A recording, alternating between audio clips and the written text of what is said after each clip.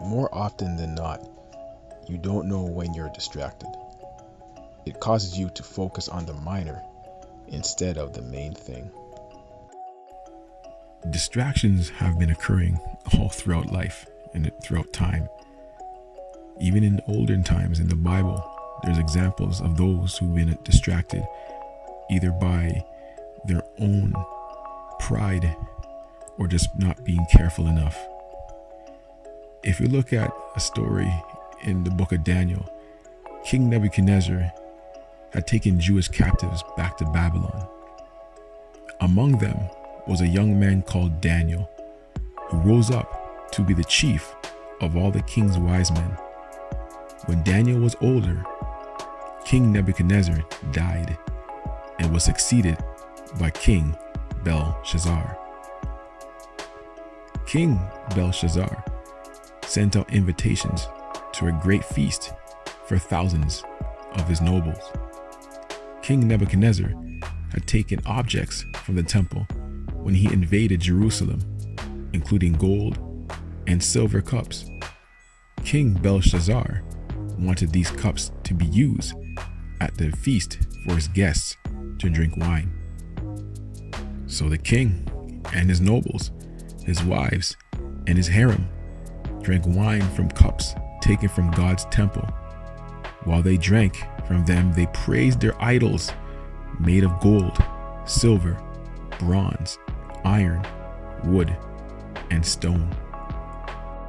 Suddenly, they saw the fingers of a human hand writing on the plaster wall of the king's palace near the lampstand. The king's face turned pale with fright. His knees knocked together in fear, and his legs gave way beneath him. The king shouted for the enchanters, astrologers, and fortune tellers to be brought to him. Whoever can read this writing and tell me what it means will be dressed in purple robes of royal honor, and I will give a gold chain to be put around his neck. He will become the third highest ruler in the kingdom. But none of the king's wise men could read or understand the writing and tell him what it meant. So the king grew even more alarmed, and his face turned pale. At that point, Daniel was brought in before the king. And the king responded to him and said, "I am told that you can give interpretations and solve difficult problems. If you can read these words and their meaning, you'll be clothed in purple robes of royal honor." But Daniel did not care for those accolades. He just read what the message meant. Mene, mene, tekel, parsin. This is what these words mean. Mene means numbered. God has numbered the days of your reign and has brought it to an end. Tekel means weighed. You have been weighed on the balances and have not measured up. Parsi means divided. Your kingdom has been divided and given to the Medes and Persians. That very night, Belshazzar, the Babylonian king, was killed, and Darius, the Mede, took over the Babylonian kingdom. When you're distracted and you set pride in front of everything, a great fall can take place. And in some instances, an eternal fall. Another perfect example is the days of Noah, where God instructed Noah to build an ark because he was going to flood the earth in punishment of the wickedness of man. And you could imagine during those days when Noah was building the ark, people may have mocked him, laughed, wondered why he's building an ark. For rain to come down. People were marrying, people were drinking, people were partying, doing their own thing. Some of the things were right, some of the things were wrong. But they were doing things in their own accord, their own way. And they were distracted, doing their own thing. But when God closed the door of the ark and the rain began to fall, it rained for 40 days and it rained heavily. And you can imagine that rivers burst their banks and floodwaters got higher and higher. And at that point, it seems like God got everyone's attention. And Noah's work wasn't so foolish after all. But it was too late. People might have been banging on the door to let them in. But God shut the door and they lost their one and only chance because they were distracted. In present day, we're dealing with so many different things. We're dealing with a pandemic, COVID-19, where it's not only impacted lives, but it's impacted the minds of so many people. We're dealing with fragile economies, where people are wondering where they're going to get their money from, just for the necessities of living. And then we're also dealing with the US elections.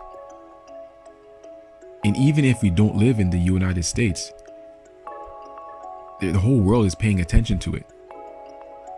These are the things, among many others, that are weighing on the minds of so many people. Now, we must focus on these things. I absolutely agree and understand that. But are we solely focused on these items and other items as well? Or are we focusing on the King as well as our souls that are caught in the balance? God is coming, and he's giving signs and warnings. But are we recognizing them? Or are we still in the same bubble we've always been, in which we are oblivious to what's happening around us? You see, God is trying to wake us up so we don't stay in the same mindset. Are you aware or distracted? Are you aware what's happening around you? The devil will always use distractions to try to take us away from God.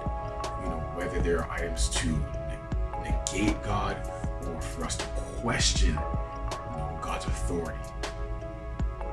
And don't be deceived. The devil is literally using people in high and prominent positions to help shape the world into dark days ahead.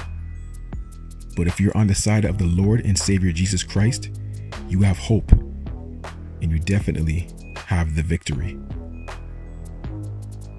I think everyone can agree that this year has definitely been a wake-up call. Where some people have woken up out of the proverbial slumber, where people are turning to God. Some people are getting stronger and re-energizing themselves in God. And then there's still some people who just didn't turn to him at all and just maintained the status quo. We have to really think about our decisions. We definitely do not want to be like the people in the days of Noah, where they were doing their own thing and then the flood came. Matthew 24, verse 36 to 39. But of that day and hour knoweth no man, no, not the angels of heaven, but my Father only. But as the days of Noah were, so also shall the coming of the Son of Man be.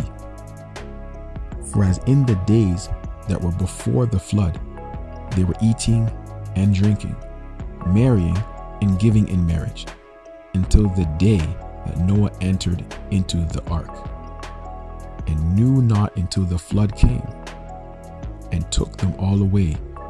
So shall also the coming of the Son of Man be. So people will be doing what they have always done, and God's going to return. And if you're not ready, it's too late. People might think light of this, but it will happen. People will fall into this category, but you have an opportunity to avoid that. My goal, as well as many others, is to ensure that the coming of the Lord is conveyed as much as possible, and to prepare as much people as possible, to ensure that they are ready when he comes, to not to be unprepared, not to be asleep, but to be awakened and to be ready for his return. It's a glorious return, but it won't be glorious if you're not ready. Just like in the days of Noah, the flood is coming, everyone, where God is going to come back. But are we ready? I'm calling on believers to keep believing. Backsliders, those who've turned away, to come back. And for non-believers, we need you to start believing. Isaiah 55 verse 6 to 7. Seek ye the Lord while he may be found. Call ye upon him while he is near. Let the wicked forsake his way, and the unrighteous man his thoughts, and let him return unto the Lord, and he will have mercy upon him, and to our God, for he will abundantly pardon. Call on God while his mercy is still here,